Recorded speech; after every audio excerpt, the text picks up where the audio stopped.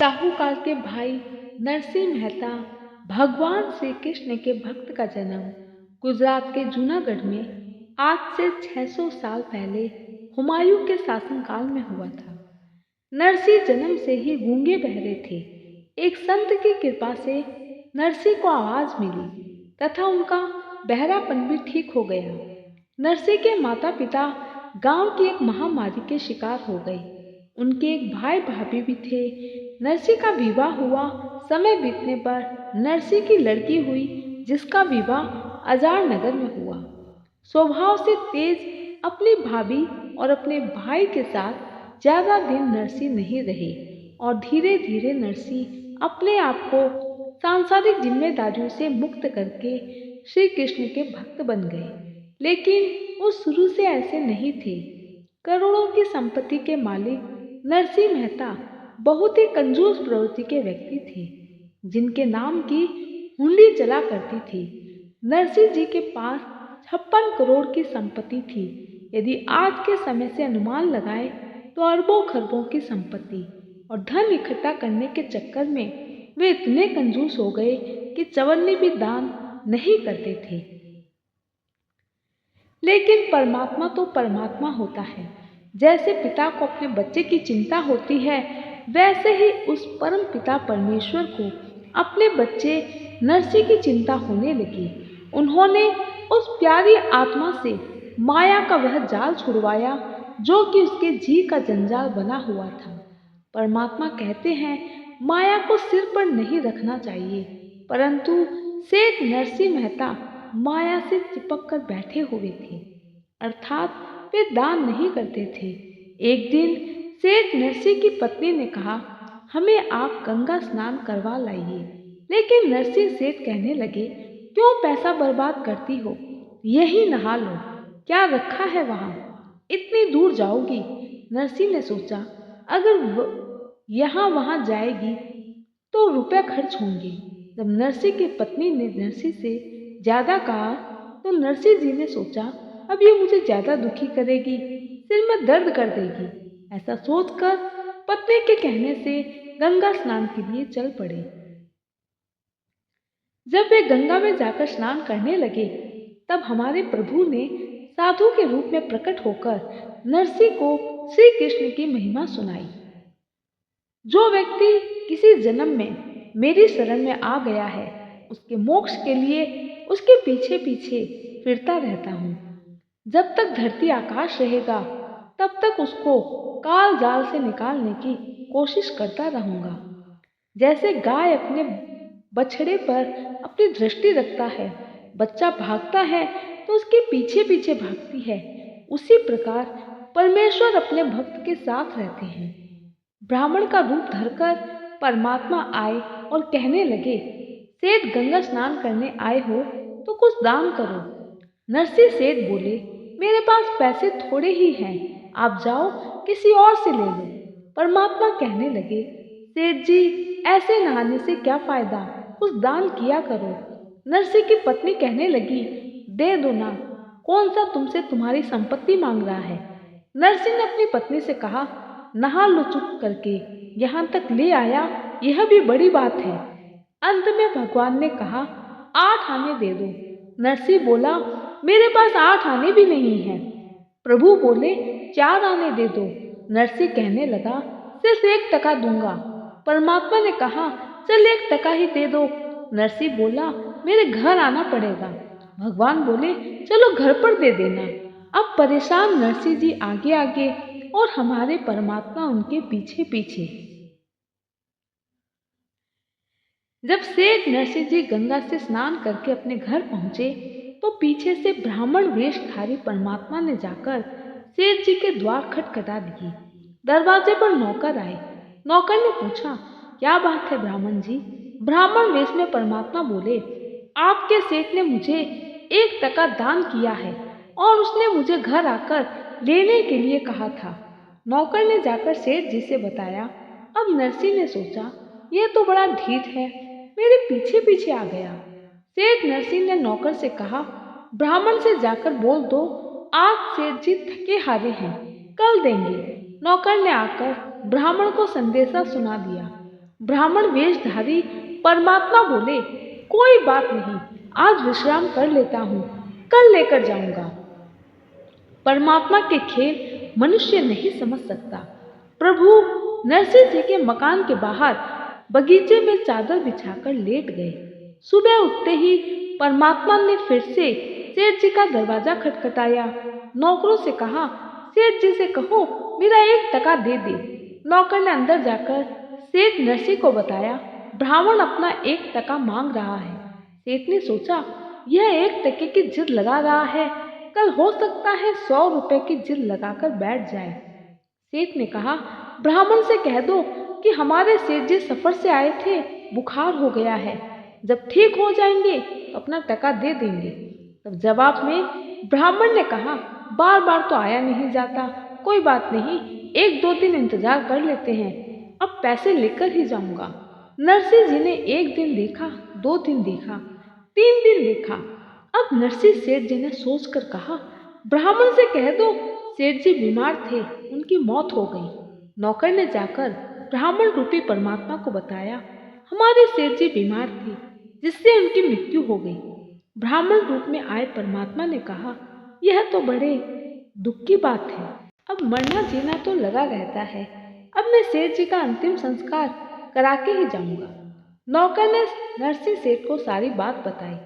नरसिंह जी ने कहा, तुम लकड़ी ढूंढना शुरू कर दो, शायद उसके समझ में आ जाए कि वास्तव में मैं मर गया हूँ।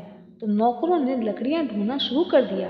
विचार करने वाली बात यह है कि यदि शहर नगर का इतना बड़ा धनी सेठ मर जाए तो पूरा एक शहर इकट्ठा हो जाया करता है, लेकिन सेठ जी ने अपनी अल्प बुद्धि से परमात्मा जो कि पल पल की जानने वाला है उसे भगाने के लिए ये अजीबोगरीब तरकीब लगाई। वहां पर वह 4 नौकर लकड़ी ढो रहे हैं। जब नौकरों ने लकड़ी ढो ली तो नरसिंह जी ने पूछा, वो गया या नहीं? नौकर ने बताया, वो अभी भी एक लकड़ी हाथ में उठाए हुए हैं और शमशान घाट की तरफ जाने को तैयार है। अब नरसिंह जी कहने लगे, तुम मेरी नकली अर्थी तैयार करो। उसमें सेठ जी लेट गए और जनाजे को लेकर चारों नौकर चल पड़े। सेठ नरसिंह जी ने नौकर को समझा दिया, तुम लोग आग मत लगाना।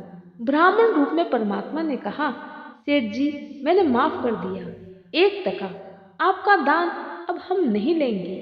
और परमात्मा वहां से चले गए। तब नरसिंह सेठ ने नौकर से सारी लकड़ियां उठवाई। माया के चक्कर में इतने कंजूस हो गए कि बची कुची छोटी मोटी लकड़ियां को भी अपनी धोती के कपड़े में डालकर वापस घर ले आए। अब परमात्मा नरसिंह रूप बनाकर नरसिंह जी के घर पहुंचे। अगले दिन नरसिंह ने सोचा, ब्राह्मण तो चला गया, आज मैं दूर तक घूम फिर कर आऊंगा। नरसिंह सेठ दूर तक जंगल में घूमने निकल गए। पीछे से पूर्ण ब्रह्म परमात्मा नरसिंह का रूप बनाकर आ गए और नौकर से बोले, वो ब्राह्मण मुझे कई दिनों से तंग कर रहा है, आज मेरा रूप बनाकर आ सकता है, अंदर आने मत देना, नहीं माने तो पिटाई कर देना। अब सेठ जी का रूप बनाकर परमात्मा तो घर के अंदर प्रवेश कर गए। जब सेठ नरसिंह जी आधे घंटे बाद सैर सपाटा करके लौटे तो द्वार पर खड़े नौकर ने असली सेठ जी को कहा, वहीं खड़ा हो जा बहुरूपिये, आगे बढ़े तो पिट जाओगे। लेकिन सेठ जी नौकर के कहने से नहीं रुके। नौकर के बिल्कुल सामने आ गए तो नौकर ने लठ उठा लिया। नरसिंह जी कहने लगे, क्या कर रहा है, मैं तेरा सेठ हूँ। लेकिन नौकर ने एक ना सुनी। देखकर सेठ जी वहां से भाग गए। नरसिंह सेठ ने थाने में रिपोर्ट लिखवाई। कोर्ट ने उसी दिन नरसिंह सेठ की बही जब्त कर ली, ताकि यदि नकली नरसिंह है तो कहीं बही में कुछ गड़बड़ी ना कर दे। कोर्ट में असली नरसिंह और नरसिंह रूपी परमात्मा खड़े हुए। कोर्ट ने पहले शिकायतकर्ता असली नरसिंह जी की गवाही ली। आप बताओ इस बही में क्या लिखा है? 2-4 बातें बताकर नरसिंह जी चुप हो गए और कहने लगे, और तो मुझे याद नहीं। जज ने कहा, जज ने नकली नरसिंह जी को बुलाया जो स्वयं भगवान थे। जज कहने लगा, इस बही में ऐसा कोई लेख बताओ जिससे यह प्रमाणित हो सके आप असली हैं। तो भगवान ने सब कुछ सुना दिया, क्योंकि वे तो प्रभु थे। इस कारण कोर्ट ने नकली को तो असली सिद्ध कर दिया और असली को नकली। थक हार कर असली नरसिंह सेठ जंगल में जाकर बैठ गए और परमात्मा को याद करके अपना दुखड़ा सुनाने लगे। उधर से संत पुरुष पूर्ण परमात्मा उसके पास उसी ब्राह्मण रूप में आते हैं और नरसिंह जी से पूछते हैं, अब बताओ बेटा, ये संपत्ति आपकी है या मेरी? नरसिंह जी बोले, थी तो मेरी, पर अब मेरी चल नहीं रही। भगवान बोले, नादान, यह पहले भी मेरी ही थी और आज भी मेरी है।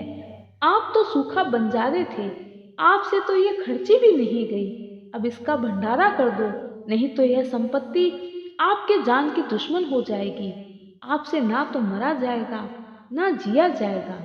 और उसी दिन से नरसिंह जी ने परमात्मा के नाम पर भंडारे शुरू कर दिए और नरसिंह जी पाई पाई को धर्म भंडारे में लगाकर परमात्मा का आसरा लेकर जंगल में झोपड़ी डालकर बैठ गए और परमात्मा के भक्त बन गए, अर्थात राम नाम के धन के धनी हो गए। भगवान शंकर की कृपा से उन्होंने ठाकुर जी के दर्शन किए। भगवान शंकर नरसिंह पर स्वयं को गोपी बनाकर वृंदावन के निधि वन में महाराज दर्शन को ले जाते हैं। महाराज देखकर नरसिंह इतना ध्यान मगन हो जाते हैं कि अपने हाथ में थामे मशाल को भूल जाते हैं और स्वयं भी नृत्य करने लगते हैं। जलती हुई मशाल से वे जल जाते हैं। ये देखकर भगवान कृष्ण स्वयं नरसिंह से मशाल लेकर फेंक देते हैं। शंकर जी के बताने पर कृष्ण प्रसन्न होकर नरसिंह को वीणा और घुंघरू देकर कहते हैं, जब भी तुम पैर में घुंघरू बांधकर वीणा से केदार राग गाओगे तब मैं प्रकट हो जाऊंगा। और ऐसा ही होता था। जब जब नरसिंह प्रभु को याद करते, प्रभु प्रकट हो जाते। उसके बाद तो नरसिंह ने सांसारिक मोह त्याग दिया और संत बन गए।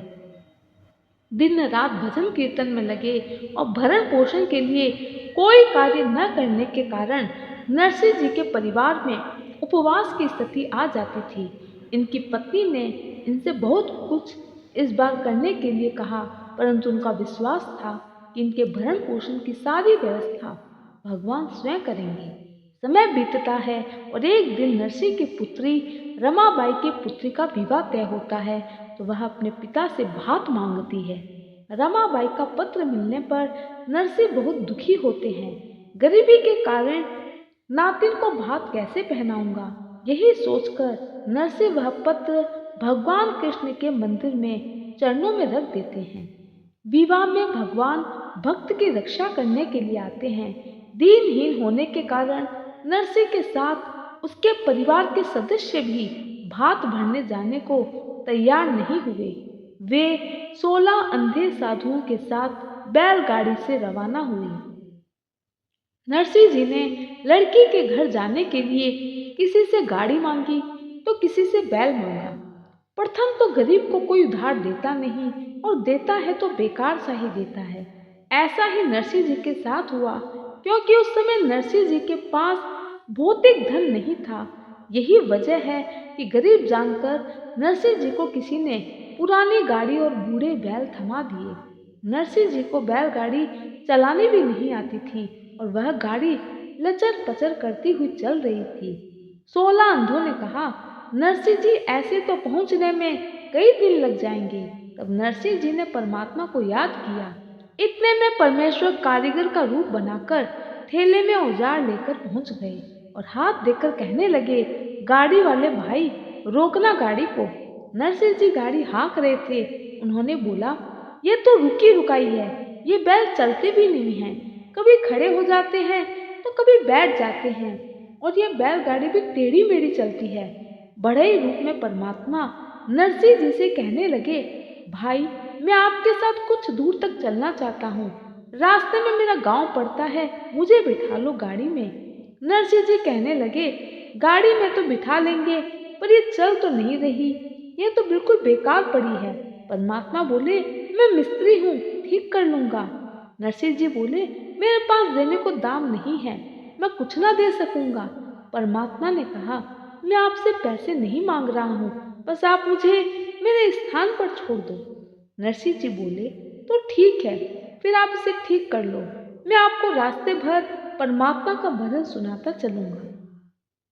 परमात्मा ने दो चार हथौड़े इधर उधर मारकर अपनी शक्ति से बैलगाड़ी बिल्कुल सही कर दी और परमात्मा उस गाड़ी में बैठ गए। कहने लगे, भक्त जी, आप बैठकर भजन कर लो, गाड़ी तो मैं चला दूंगा। परमेश्वर ने एक मिस्त्री के रूप में नरसिंह जी की बैलगाड़ी को ड्राइवर बनकर गंतव्य स्थान से 7 कोस दूर रात रात में 2-4 घंटे में ही पहुंचा दिया और कहने लगे, भक्त जी, मेरा स्थान आ गया, आप अपनी गाड़ी संभालो। जहां आपको जाना है वह स्थान यहाँ से 7 कोस दूरी पर रह गया है। नरसिंह जी कारीगर रूप में परमात्मा को न पहचान सके। जब भगवान उतरकर चले गए तो गाड़ी झटकम पटकम लचरम पचरम फिर वैसे ही चलने लगी। इतने में व्यक्ति आया, उससे पूछा, जूनागढ़ कितनी दूर है? वह व्यक्ति कहने लगा, 7 कोस दूर है यहाँ से। सब आश्चर्य करने लगे। अंधे ने कहा, नरसिंह जी, वह आदमी कहाँ गया जो गाड़ी चला रहा था, जिसने गाड़ी ठीक की थी? नरसिंह जी बोले, वह तो उतर के चला गया। तब वह व्यक्ति बोला, ज्यादा 3-4-5 मिनट ही हुए होंगे, उन्होंने देखा तो वह आदमी दिखाई नहीं दिया। व्यक्ति बोला, वह तो भगवान थे जिसे हम पहचान न सके। अब नरसिंह जी और उनके साथ 16 सूरदास लड़की के यहाँ पहुंच गए, जहाँ उनके पास भात भरने के लिए कुछ भी नहीं था। समधन ने नरसिंह पर ताना कस दिया, क्या लाया तेरा भाती, क्या देगा भात में तेरे को? समधन कहने लगी, जो कि थाली लेकर खड़ी थी, ये क्या देगा कंगाल, डले देगा डले। 56 करोड़ का मालिक था, लुटा दी सारी संपत्ति इसने। आज हमारी बेइज्जती करवाने आया है। यह पत्थर लेके आया है और क्या डालेगा थाली में? पत्थर ही तो डालेगा। ये सुनकर नरसिंह जी की आंखों में पानी आ गया और नरसिंह जी की बहन नरसिंह को खाली हाथ देखकर वापस जाने को कहती है और हताश होकर स्वयं नदी में डूबने जाती है। इस पर भगवान कृष्ण सांवल साह बनकर रमाबाई को बचाते हैं। धूमधाम से भात पहनाया जाता है। आकाश से सोने और चांदी की बरसात होने लगती है। साथ ही परमात्मा एक सामान से भरी हुई गाड़ी लेकर वहां पहुंचते हैं, जिसमें लड़की को शादी में देने वाला दहेज का सारा सामान था। उस गाड़ी में कम से कम 150 तिल थे। लड़की, लड़की के ससुराल वाले और रिश्तेदारों को देने वाले नए कपड़े। परमात्मा ने कपड़ों से भरी गाड़ी वहीं छोड़ दी और कहा कि ले उतार ले भिखारी, हमारे भक्त के बारे में ऐसा गलत नहीं कहेगी। इतना कहकर गाड़ी और बैग छोड़कर वहां से परमात्मा अंतर ध्यान हो गए। प्रभु एक बार जो वचन देते हैं उसे पूरा करके छोड़ते हैं। बस विश्वास करने की जरूरत है और इसी विश्वास को निभाया है नादिया गांव वालों ने। यह घटना है दौसा जिले के गांव पिलोड़ी के 60 वर्षीय भगवती देवी के बेटे की शादी की, जिसमें सोमवार को भात भरा जाना था। 6 साल पहले अचानक आंखों की रोशनी खो चुकी भगवती देवी के पीहर पक्ष में वर्तमान में कोई जिंदा नहीं है। भगवती देवी कुछ दिन पहले अपने मायके गांव नादरी में भात भरने की रस्म निभाने आई। भाई भतीजे जिंदा न होने के कारण रोते रोते गांव के ठाकुर जी के मंदिर में गुड़ की ढीली चढ़ा दी और भगवान को सोमवार को भात भरने का न्योता देकर चली गई। मंदिर पुजारी ने इस बात की जानकारी गांव वालों को दी तो ग्रामीणों ने तय किया, गांव की बेटी को भाई की कमी महसूस नहीं होने दी जाएगी। पूरा गांव उसके भात भरने चलेगा। ग्रामीणों ने भात, कपड़े व अन्य जरूरी सामान खरीदा और सोमवार को बुजुर्ग महिला के ससुराल पहुंच गए। जब इस बात का पता महिला को चला तो उसकी आंखें नम हो गई। माँ बाप और भाई के परिवार की मौत के बाद उसने सोचा भी नहीं था पूरा गांव उसके भात भरने पहुंचेगा। यह भात देखने वालों की भी आंखें नम हो गई। जय श्री कृष्ण।